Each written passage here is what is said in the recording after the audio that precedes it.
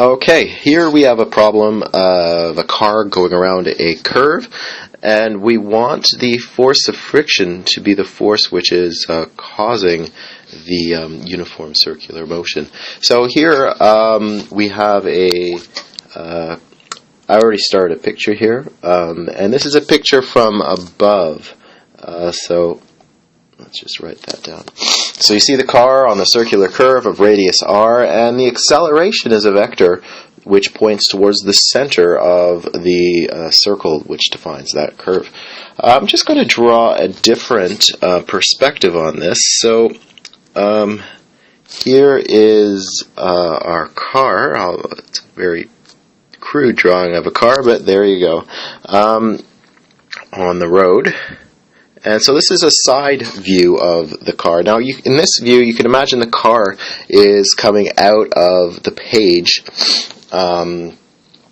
So the acceleration in this view is actually sort of the same as what we've seen on the left there. The acceleration is a vector which is pointing to the right. Let's just label that. There. Okay, so now we have the car, we have the acceleration. Let's draw the free body diagram for this car. So let me just get a coordinate system here. There it is. Let's put it right there. And when we have a coordinate system, one of the first things we should do is label the axes. So I'm going to let the positive x direction be to the right and the positive y direction be up. Alright, and we put our object at the center of this coordinate system, and we represent that by a dot. And now let's draw the forces acting on this car. So the first force is going to be the weight of the car, and it's pointing down, like that. And then we're going to have, because this car is on the road is a surface, we have a normal force which is pointing up. And we need a force pointing to the right, and the force pointing to the right is going to be the force of friction between the tires and the road. Alright, let's label some of these vectors. Here's the weight, our normal force, and the force of static friction. Okay, so what are we going to do next? Well, we have to, what do we have to do? We're going to turn to Newton's second law. Okay, so let's consider the forces in the y direction. And we can write down the components of the forces in the y direction. We have the y component of the normal force, we have the y component of the weight, and we have the y component of the force of friction. And these sum to mass times the acceleration in the y direction. We know that the car isn't accelerating up or down, so the y component of the acceleration is 0. So the right-hand side of this equation is 0. The other thing we know is that the static force of friction doesn't have a component in the y direction. So this term right here is 0. And so we have the y component of the normal force plus the y component of the weight is equal to 0.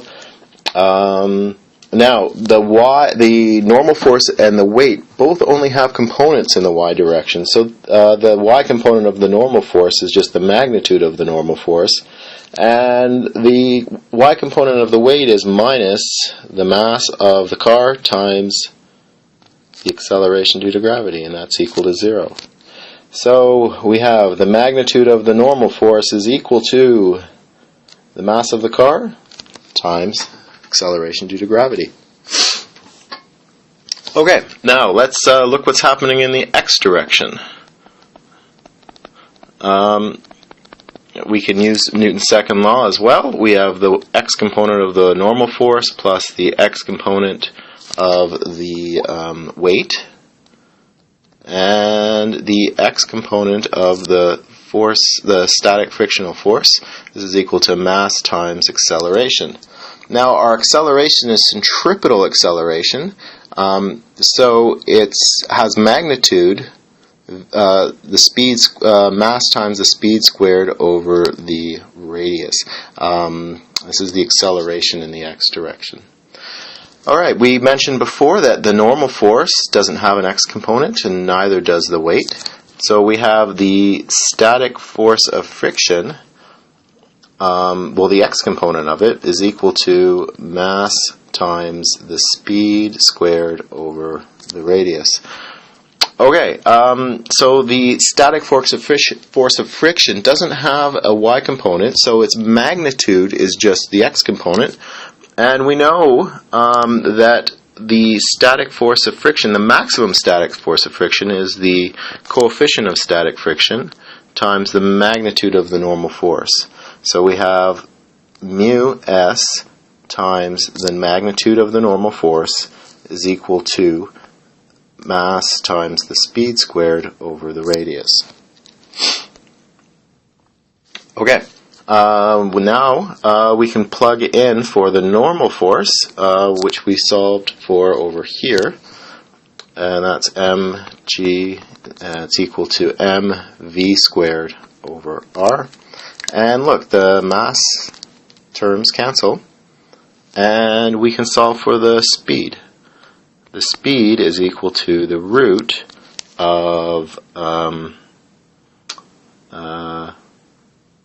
why can't I do this? It's the the coefficient of static friction times the acceleration due to gravity times the radius. There you go. So we have a way of finding the speed, and that's what we were asked to do. I'll let you plug in the values for mu, g, and r. Remember, mu s was 0.4, g is 9.8 meters per second squared, and r, oh, I don't remember what r was. What was r? It's 250 meters. There you go. That is the solution to this problem. That's all.